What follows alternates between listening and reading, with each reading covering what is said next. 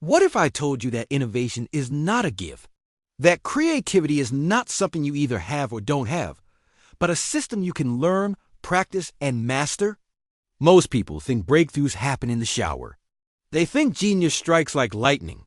They wait, they hope, and most of the time, they're still waiting. But Doug Hall, one of the most prolific innovation engineers in the world, says something radically different. He says, Eureka moments can be engineered. That's right. You can build a system for insight. You can train your brain to generate better ideas, solve harder problems, and turn raw thinking into real results consistently. Welcome to KM Knowledge Movement. Today, we're going deep into Doug Hall's book, Driving Eureka, a masterclass in data-driven problem solving and innovation engineering. Over the next 20 minutes, I'm going to walk you through the core ideas in a way that's practical, clear, and immediately useful for your life, your work, and your thinking. Whether you're an entrepreneur, a professional, a student, or just someone who wants to think better, this one is for you. Let's drive Eureka. Section 1. The big idea. Why most innovation fails. Here's a hard truth. The vast majority of new products, new ideas, and new business attempts fail. We're talking about failure rates above 70%, and in some industries, closer to 90%. Why? Is it lack of talent? Bad timing? Wrong market? Sometimes. But Doug Hall argues the real reason is deeper than any of those. The real reason is this. Most people are solving problems the wrong way. Think about how most meetings go. Someone identifies a problem. People start throwing out ideas immediately. The loudest voice wins. A decision gets made. And then everyone goes back to their desks and nothing really changes. That's not innovation. That's just noise with a whiteboard. Hall calls this fake innovation. It looks productive. It feels creative. But it's built on assumptions, opinions, and gut feelings. Not on data, not on evidence, and not on a real understanding of the problem. And here's the thing. Our brains are actually wired to do this. We jump to solutions. We skip understanding. We confuse activity with progress. This is where Hall's innovation engineering system comes in. It's a complete methodology, not a tip, not a trick, not a hack, but a full rigorous system for turning problems into solutions through a process that's grounded in real data and proven psychological principles. And the first thing he tells you to do might surprise you. Before you generate a single idea, before you brainstorm, before you write anything on that whiteboard, you need to fall in love with the problem. Section 2. Fall in love with the problem. This is one of the most powerful mindset shifts in the entire book. And it connects deeply to what we talk about here on KM Knowledge Movement, the idea of perspective shifts. Most people are in love with their solution. They have an idea, they get attached to it, and then they spend all their time trying to prove it's right. They look for evidence that confirms what they already believe. Psychologists call this confirmation bias, and it is the enemy of real innovation. Doug Hall says, flip it.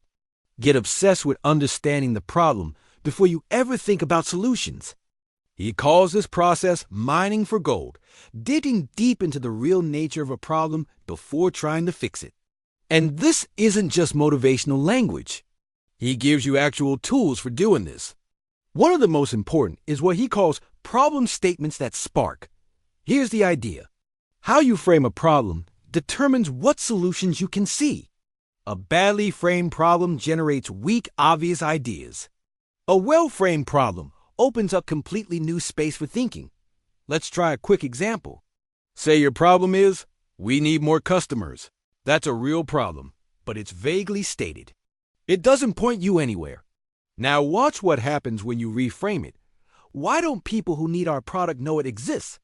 Or, what makes people choose our competitors even when our product is better? Or, what would need to be true for a skeptic to become our biggest fan? Each of those framings opens a completely different door. Each one leads to different research, different insights, and ultimately, different solutions. The problem hasn't changed, but your relationship to it has. Hall teaches that great problem statements have three qualities. They are specific, They name the exact friction or gap. They are measurable. You can tell when you solved them. And they are provocative. They make you feel a pull, a tension, a genuine desire to resolve them. This is inner wisdom in action. It's not about thinking harder. It's about thinking differently, shifting your frame. And that shift, that one act of intellectual humility that says, let me understand before I judge, that's the beginning of a eureka moment. Section 3, the science of insight, how breakthroughs actually happen. Now, let's talk about what's actually happening in your brain when you have a breakthrough, because Doug Hall goes into the neuroscience and psychology of this, and it is fascinating. You've probably heard of the aha moment, that sudden flash of insight, in the shower, on a walk, right before you fall asleep. Neuroscientists have actually studied this, and they found that insight experiences have a very specific neural signature. Right before a breakthrough, there's a burst of gamma wave activity in the right hemisphere of the brain, particularly in the anterior temporal lobe. But here's the key part. This burst doesn't come from nowhere. It follows a period of diffuse thinking when your conscious mind relaxes its grip and your subconscious mind goes to work making unexpected connections. This is why breakthroughs happen in the shower. Not because showers are magical, but because you stop trying. You stop narrowly focusing, and your brain gets the space it needs to connect dots across different domains. Hall builds this science into his system. He calls it stimulating your thinking, and it's one of the core engines of innovation engineering. The idea is simple but powerful. Novel input creates novel output. If you keep feeding your brain the same information in the same order through the same channels, you will keep having the same ideas. Creativity is not about working harder within familiar territory. It's about introducing the brain to new raw material it hasn't combined before. Hall has a specific technique he calls random stimuli. You deliberately expose yourself to concepts, industries, images, or ideas that seem completely unrelated to your problem, and then force a connection. This isn't random in the lazy sense. It's random in the scientifically productive sense. It breaks your mental patterns and forces your brain to build new ones. For example, say you're trying to design a better customer service experience. You randomly land on the concept of jazz improvisation. Now you ask, what does jazz have to do with customer service? Jazz musicians listen deeply to each other. They respond in the moment. They balance structure with freedom. Suddenly, you're thinking about how customer service reps could be given frameworks rather than scripts, so they can respond authentically to each unique person. That idea came from a jazz metaphor, but it might be the insight that transforms your entire operation. This is mind and brain science at its most practical. You are literally rewiring how you think by controlling what you feed your brain. And the more you practice this, the more natural and more frequent your eureka moments become. Section 4. The Innovation Engineering System, a framework for doing. Okay, so far we've talked about mindset, falling in love with the problem, and we've talked about brain science, how insights actually happen. Now let's get into the actual system. Because Doug Hall is not just a theorist. He is an engineer. And engineers build things that work reliably. The innovation engineering system is built around what Hall calls the DRIVE framework.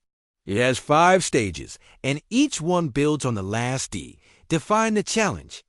This is where you slow down and sharpen your problem statement. You resist the urge to jump to solutions. You do research. You talk to real people. You look at data.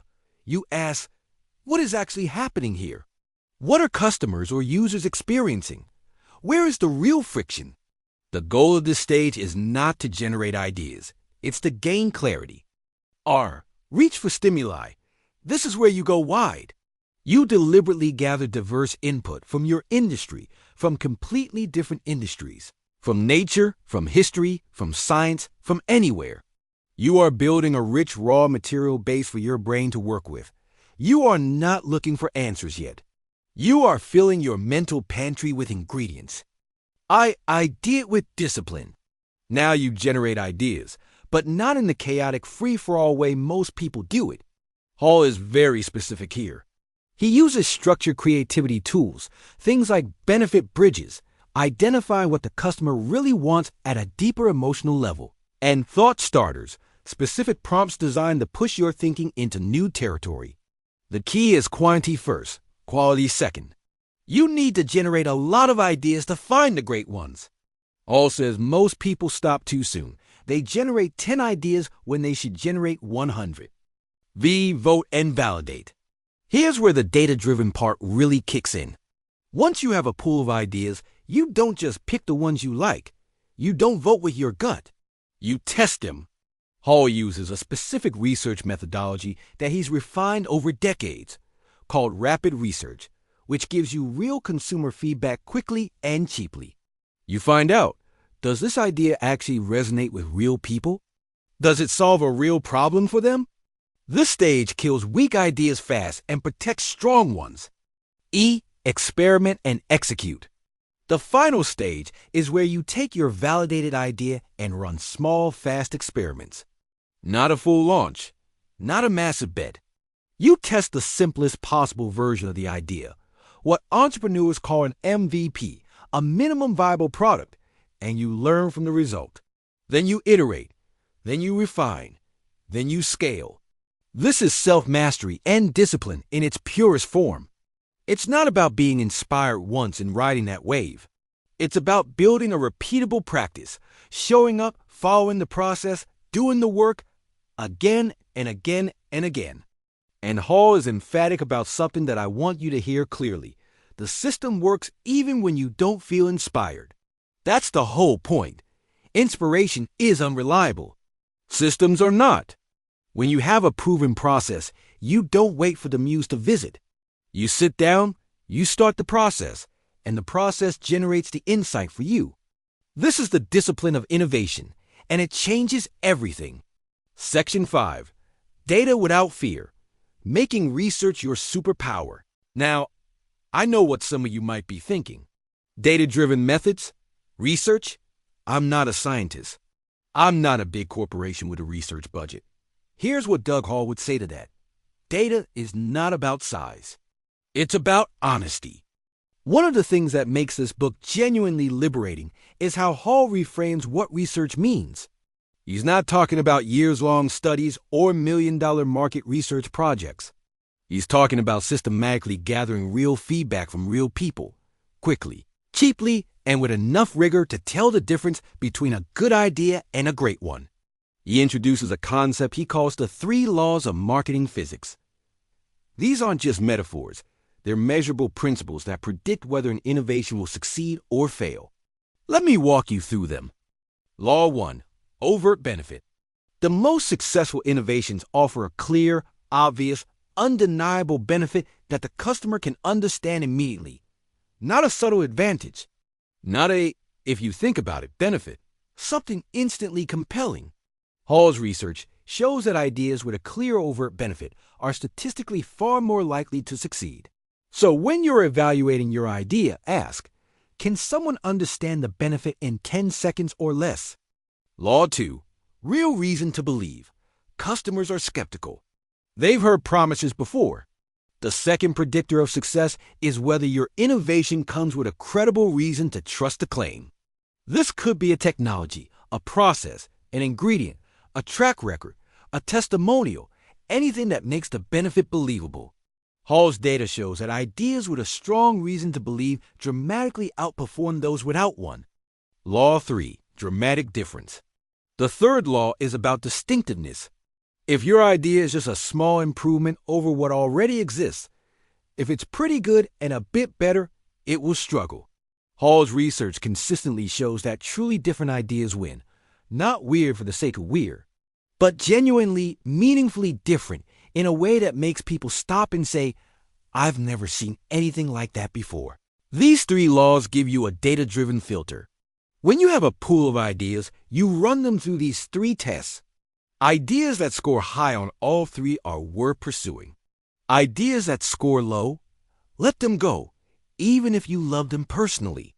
This is where inner wisdom and data intersect. Because true inner wisdom is not just about following your instincts blindly. It's about developing the discernment to know when your instincts are guiding you toward truth and when they're just leading you toward comfort and familiarity. The data becomes the mirror. It shows you what's real, not just what you want to see. Section 6, the culture of innovation. It's not a solo sport there. As one more dimension of Doug Hall's work that I want to highlight, and it's something that often gets overlooked in conversations about innovation. That's the culture question. Hall is very clear. Innovation engineering is not just a personal skill. It's a cultural practice. And the organizations and communities that embed it into how they operate on a daily basis are the ones that consistently outperform everyone else. He talks about what he calls meaningful innovation, the idea that the best innovations don't just make money. They make a difference. They solve real problems for real people in ways that genuinely improve lives. And he argues that when your team is connected to a mission bigger than profit, when there's a real why behind the work, the quality and quantity of ideas goes up dramatically. This connects beautifully to something we explore a lot on this channel, the relationship between purpose and performance. Neuroscience shows us that people in a meaningful flow state, working toward something they genuinely care about, are cognitively more flexible, more creative, and more resilient when they face setbacks. In other words, meaning is not just motivational. It's neurological. Your brain literally works better when it's working for something that matters. Hall also talks about what he calls fail fast wisely, creating environments where small failures are not punished but celebrated as learning. This is a massive perspective shift for most organizations and most individuals. We've been conditioned to avoid failure at all costs. But failure, fast, small, and information-rich is exactly how you discover what works. Think of each failed experiment not as a dead end, but as a data point that brings you closer to the breakthrough. Every no from the market teaches you something that no brainstorming session could. The key is making your experiment small enough that failure is survivable, and structured enough that it's informative. This is both a systemic principle and a deeply personal one. The courage to experiment, the humility to fail, the discipline to keep going. These are the traits of the true innovator. Section 7, bringing it all together, your personal innovation practice. Let's zoom out for a moment, because I want to make sure this doesn't just stay as information. I want it to become transformation. Here's what Doug Hall's work is really asking of you.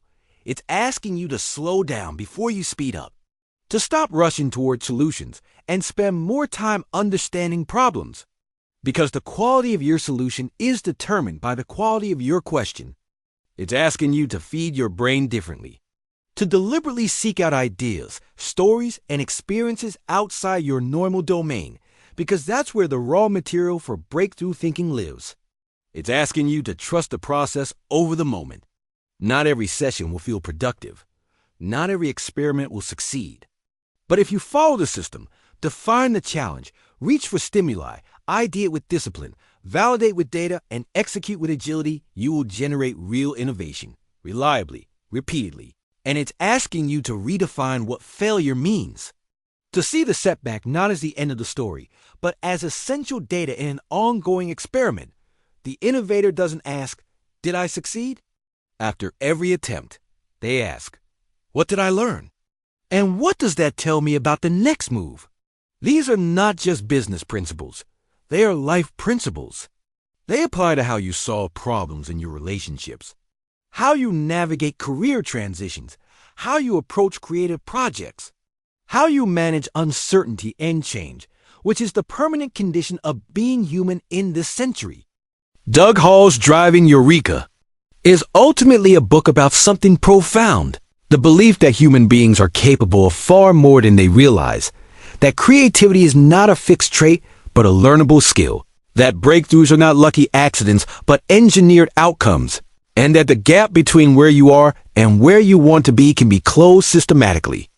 Every eureka moment you'll ever have lives at the intersection of these four pillars: a sharper mind, deeper wisdom, iron discipline, and a completely new way of seeing.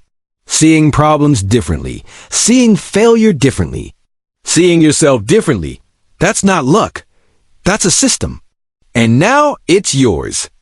If you take even one of these ideas and apply it this week, choose one problem you've been stuck on, slow down, and spend 30 minutes truly falling in love with it before you try to solve it. I promise you will see it differently. And seeing it differently is the first step to solving it. Thank you for being here. If this brought you value, share it with someone who needs it. This is KM Knowledge Movement. Keep learning. Keep evolving. Keep driving toward your Eureka.